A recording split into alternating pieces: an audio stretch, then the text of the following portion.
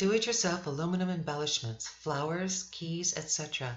Hi, this is Beverly Cole, and we're going to start with aluminum and move on to some other materials in following videos. Here you can see an aluminum flower that I made to accent this journal cover. It's three-dimensional and looks great on the outside of this book. We're going to start with aluminum cans, and you can use any kind of aluminum can. We drink a lot of Miller Lite here, so we have plenty of those. You don't need any special tools. I've literally done thousands of cans with this method and only cut myself twice because I was being careless. So I use my Holtz medium shears, and as you can see, mine have been well loved. They have a ribbon on them, so if I take them somewhere, I know they're mine. And you're going to just jab into your can at the top here. And first I'm going to show you the incorrect way. Now, we would naturally tend to turn to the left if we were right-handed. So I turn to the left and I cut around the top. And as you can see, I got quite a jagged edge. So I kind of have to turn my brain in the other direction and turn to the right. When you turn to the right, you get a very smooth cut. I just hold the can with my fingers at the top and cut around. Now let's compare. To the left, to the right. This is what we want. And now I'm just going to take my shears, and this time I will turn again to the left. First time I did it to the left, it was jagged. So this time we turn to the left and we get a beautiful piece of aluminum. Now when I do a pile of these, I'll sit in front of the TV and just cut can after can after can and coil them together like this. To wash them all at once, I put them in a bucket of hot soapy water in the sink out in my garage, and I swish them around in the bucket so that all the soapy water can get in between all the cans.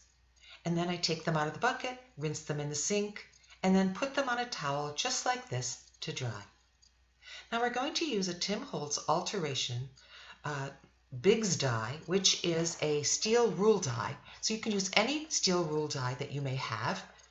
And you're going to lay the piece of aluminum on the steel rule die, which is only sandwiched between my two clear plates.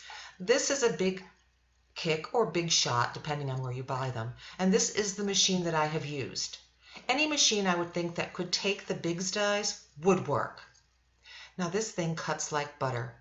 Just cuts through that aluminum, no problem at all. Now because my can was narrow, I only got a partial of the big flower, but that's okay.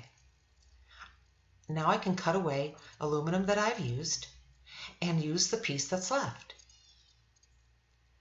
You can even fold it in half and make two pieces at once, which I'm doing here over the smallest flower to make sure that I have enough aluminum to cover the entire flower die. And here are the two little flowers. Notice that one has the nice beveled edge. The other, because it was upside down, has the beveled edge on the back. And if the ink side is pretty, it's usable too. Another thing you can do is that you can put your flower through your die cut machine with an embossing folder. And here I've put polka dots on my flower. It gives it more dimension, more texture, and it just looks really cute. Here's one way that you can curl the petals, kind of like you're curling ribbon. I use a Sharpie or something to that effect that's slippery so that it smoothly glides under those petals and it curls them, and then I can use my fingers to make it whatever shape I like. Now these have been spray painted. When I spray paint them, I take them out into my garage and spray bunch foam, and then I leave them pretty much overnight. Maybe half a day. You just don't want them sticky. And here I'm showing that with this die cut, I like to cut into the die to give me more of a petal to work with. Now here I'm using alcohol inks to color these. And since I teach classes, I made a bag full of tools to share with my classes. And since I didn't want to have to purchase a tool for every single person in these classes, I decided to make my own out of corks, and I attached a piece of Velcro dot to the top of the cork with E6000, and then I just cut a sheet of 26-cent felt, into little squares.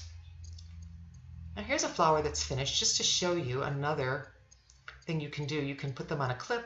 My granddaughter loves to wear these in her hair, but I clip them on packages. This one I've had clipped on my plant hanger, made out of twine, and it looks really cute. So here I'm going to show you the difference between a spray painted base and one that is not spray painted. The one on the right is not spray painted, so you're going to get more of a translucent look. And I'm using a yellow alcohol ink, and you're just going to pounce it up and down on your flower. And the more ink you add, the more texture you get in the ink. Now here I'm using a chopstick so that I don't get my fingers completely inky. Alcohol ink will take most colors off your hands, but you'll see in a few minutes I'm going to show you something else to use to keep your hands cleaner. Since I don't like to use gloves, I just get so hot with gloves on. And I live in Florida, so it gets pretty sweaty. Now this is the flower that does not have the spray paint finish.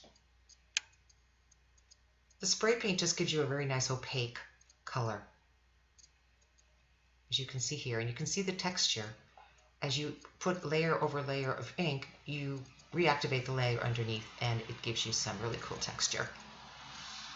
Now this one, also not cut the way I cut the other one, this one does not have spray paint, so you see how shiny and translucent. Now here's what I was saying. This is something I use on my hands when I remember. It goes on just like hand lotion. It's called Gloves in a Bottle, and it creates a barrier between your skin and the alcohol ink, although the red will stain your hands and your clothes. So wear something you don't really care about getting ink on. Now I'm going to add some red here, and we're using colors that are on the same side of the color wheel. Red and yellow make orange, so that's a nice color. And here again, this is the one that doesn't have any spray paint, so you can see through the alcohol ink. And here I'm running out of ink a bit, but you do get a different look when you put it on the spray painted flower. And flowers aren't the only thing you can do with these. I'm going to show you a couple of examples in a moment. So here's the colors. Pretty, but I want them to blend a little better. Now you can save all these little pieces of felt if you like, but they're so inexpensive. I cut a whole bag of them just sitting in front of the TV again. So I just keep them in a Ziploc bag, and I have plenty. I am a repurposer at heart, and I don't like to throw anything away. Just takes a lot of organization. So here I'm adding some more of the yellow, and it's blending the red and yellow into a real mottled kind of orange, which is really pretty and very simple to do. And here we're going to put that again on the non-spray painted one, so you can see the difference.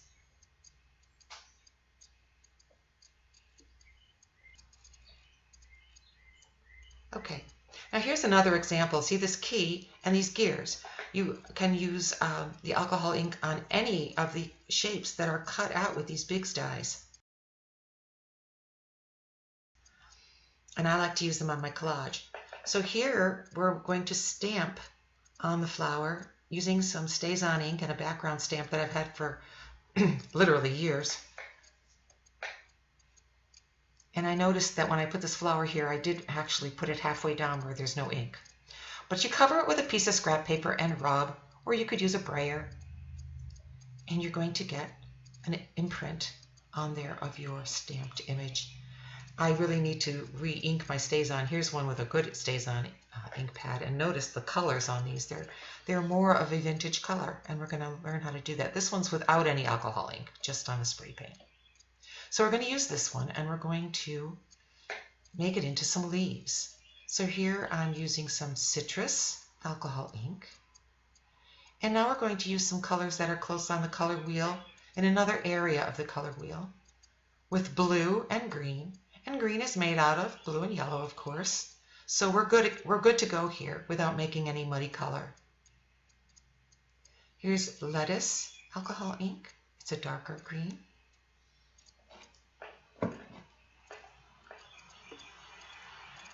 And now I'm going to add some sailboat blue, which blends lovely with the greens because there is blue and green.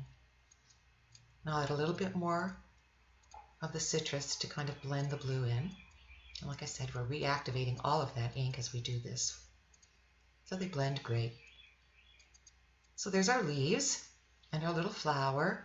Now I'm going to show you how to make the center, which I call a rose center, because I make these when I make roses out of that orange piece you see there. Make 2 of those, put them inside each other, and put this in the center, and it looks like a rose. Although I don't know what kind of flower we're making right now. It's a whimsical flower, kind of a pretend flower. Now, to make the center, you're going to turn your piece upside down and fold in the little arms like you see here. Looks like a little man with arms. Then fold down his head and then fold in his legs. And you have a lovely little rose center. And these big dies come in a bigger size too, so you could make bigger flowers. There you go. Look how cute that is. Now we're going to put that in the center of our flower. And the way we do that is with some E6000. I have some little tubes and a big tube. I keep them in a Ziploc bag so they don't get all dried out and gooey. And I just attach with a little bit of the E6000. Now in classes we've used glue guns, which is good for a temporary attachment, but if you're going to hang these or use these anywhere where there's some warmth, like sunlight, they'll fall apart because there isn't really much tooth in the aluminum. It's a non-porous surface. So we use E6000 and it holds it just beautifully. Look how cute. So now I'm going to show you how to make some vintage colors and pull out my color wheel here. Now, you can mix 2 colors, or you can use the 3 primaries here, red, yellow, and blue, the 3 colors you cannot make. If you mix all 3 of them, you'll get a gray or a brown. But you can also use a secondary color, like green, or orange, which is made out of 2 primary colors, or red and blue make purple. Then there's tertiary colors, and we could go on, but we're just going to talk about the primaries and secondaries here. Now here, I'm showing you the colors that we used on our flower, and then the colors we used on our leaves. So you can see when we use colors next to each other on the color wheel, you're not going to get a brown or a gray. But for vintage, we would like a brown or a gray because we want it to look old. Now here, I'm showing you how you can mix a secondary and a primary to make browns. The secondary and the primary across from each other on the color wheel are called complementary colors, and those are the colors you mix to make a brown. Only 2 colors. They're across from each other, such as green is across from red, and those are a primary and a secondary, and when you mix them together, you're going to get a gray or a brown. Same thing as mixing the 3 primaries. So here, I'm showing you the different combinations, and depending on how much of each color you add, you're going to get a different gray or brown. To make it easy on yourself, just think of the Christmas colors, or the Easter colors, or as I call them, the New York World's Fair colors, because that's the memory I have from being a kid in 1967, when I went to the New York World's Fair. So here we're going to start with the yellow on our felt, because we have that left over from making our little rose center. I'm going to add some eggplant alcohol ink, and that's a very muted gray, purple. We are going to turn out with the gray here because it's mixing with the yellow. Definitely gray, which would look beautiful on some of those things that I showed you before, like the key or the gears, or there's a number of Big's dies. I'll leave some links below to some things that I've used, and I'll see if I can find any of the links for these products, or maybe try eBay. Now, I don't really want a gray for my flower, so I'm going to add some more yellow, because depending on how much of each of the 2 colors you add, you will get a different color. And just look at what does happen here when you add more yellow to that gray. and it reactivates the ink underneath. So you can just keep going, changing it, and actually you could wipe it all off with alcohol, 91% alcohol, to clean off that piece of aluminum and start all over again. So yes, we can layer these and really make some pretty flowers.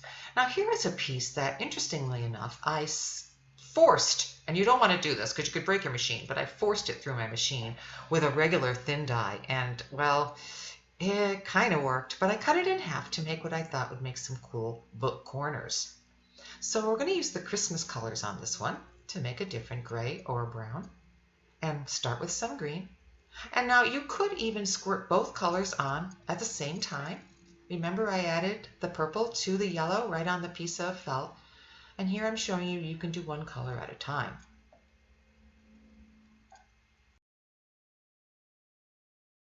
So that's the green, definitely a green. I believe that's lettuce color. And now we're going to add some red. And there's quite a variety of reds, so you'll want to try which one suits your fancy, or maybe you already have a collection of these.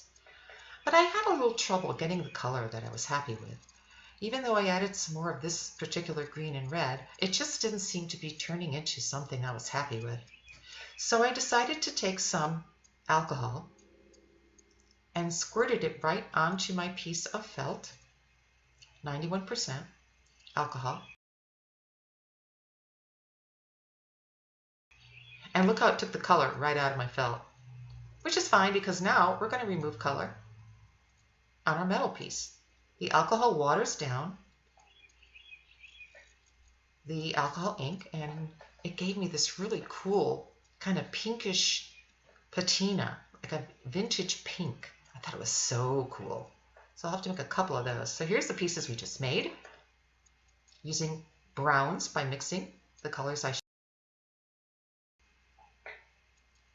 And now I'm going to add a little more to this piece that I've literally had sitting around for months, maybe even years. And it reactivates the ink again over the stamping, and it looks fantastic.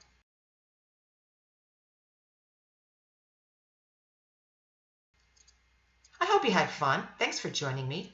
Be sure to tune into my next video. Bye.